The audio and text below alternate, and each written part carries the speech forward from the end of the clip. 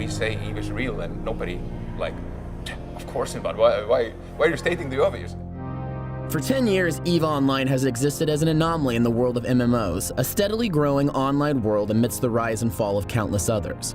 With its developer claiming a mission to create an experience more meaningful than real life, EVE Online has left an indelible mark on the MMO sphere. But where it takes it next may be even more surprising.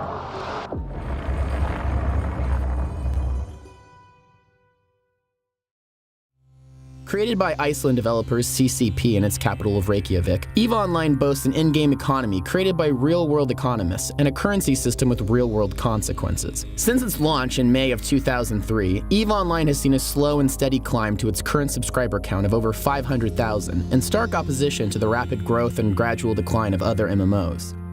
But the idea initially was very abstract, and it's now getting more and more into focus as time moves on. And it's also getting more we are getting more confident in it. Initially, this was a little bit when we released the game in May 2003. The big difference between EVE and every other game that you'll ever play is it's shardless, and you can't escape people. So if you make enemies, if you make friends, they're with you no matter what. If you piss somebody off really badly, they can come after you, and either your options are either to deal with the fact that they're coming after you somehow, or quit the game.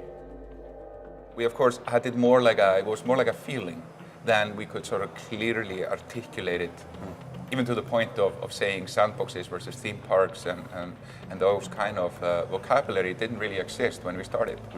How we sort of engage with our plans and with our teams, and how we sort of dialogue about it internally has improved and enhanced a lot, so we can be much more focused on it, we can be much more consistent on it. The scale and the social dynamics involved in the complexity, you can do things in EVE that you can't do in pretty much any other game, such as doing the espionage thing, getting involved in spying and metagaming are things that would get you banned in World of Warcraft, but in EVE you get fame, fortune, and become lionized. Our players, there are more of them than there are us, because the game has so many different relatively simple pieces to it, but because you can combine them in so many different ways. I call it the law of unintended consequences. We know that we will ship something, we'll have an intention of how we think it will be used, and our players will find a completely different way of doing it, and they love that. In EVE Online you have alliances of 10,000 characters, and so just the scale of these civilizations, these sort of player-created civilizations that come into conflict, it fascinates me. How the chess game is laid out, and if we do this, how will they, what sort of plays can we make that will result in these people being our friends, these people being our enemies, these people destroying themselves? Can you get somebody to destroy themselves without actually having your fingerprints on it? It's just sort of endless complexity. So I mean, we design for people to do crazy things. So setting up like a chain of events where X happens down the road is fairly difficult. But just saying, here's the pieces, and then we just kind of cross our fingers and hope people do it has worked out really well for us.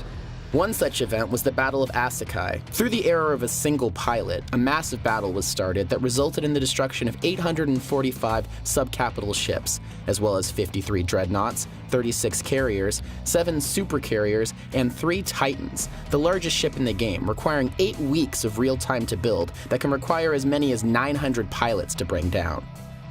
Total player losses clocked in at 717,033,768,274 units of in-game currency, known as ISK, translating to roughly $20,000 of real-world value. In the world of EVE, escalation is inevitable. A player called the Big Red Boat, De Burb, who was leading a fleet, and he's in a ship called a Titan, which is the biggest class of ships we have in EVE, right? And they do a few things. They do combat, but they also do like long distance travel, so you can essentially teleport other people to a location or yourself. And what he was doing is he was just shooting people off, right? But he clicked the wrong button. So he clicks the wrong button, and instead of firing a fleet of a few hundred people, he ends up there. And now he's in harm's way instead of all the small ships. And of course the people have to go in and save him, but he's caught.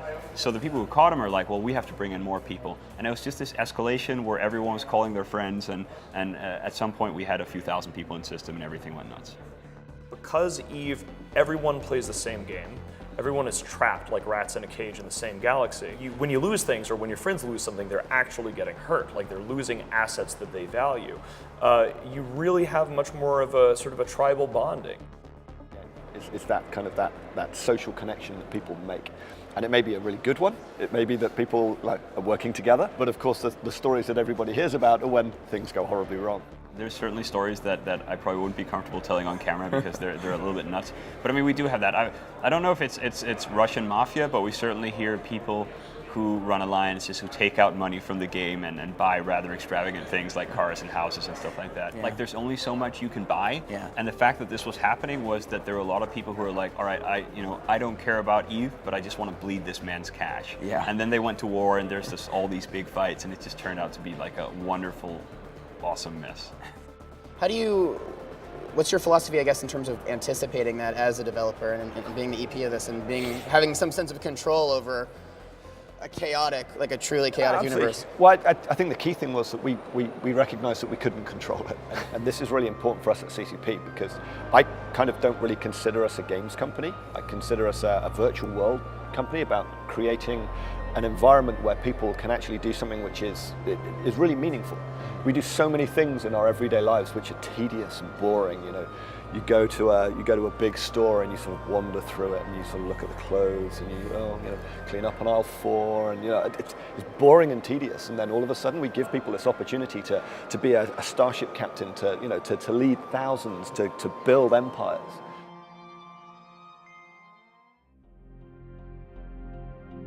In the virtual worlds that Sean helped create, he is also being mourned by countless competitors, collaborators, and gamers. Sean Smith, where it's like he was doing all that work of like training diplomats and then really elevated itself just by virtue of this process. And do you feel tied to that responsibility as well, I guess?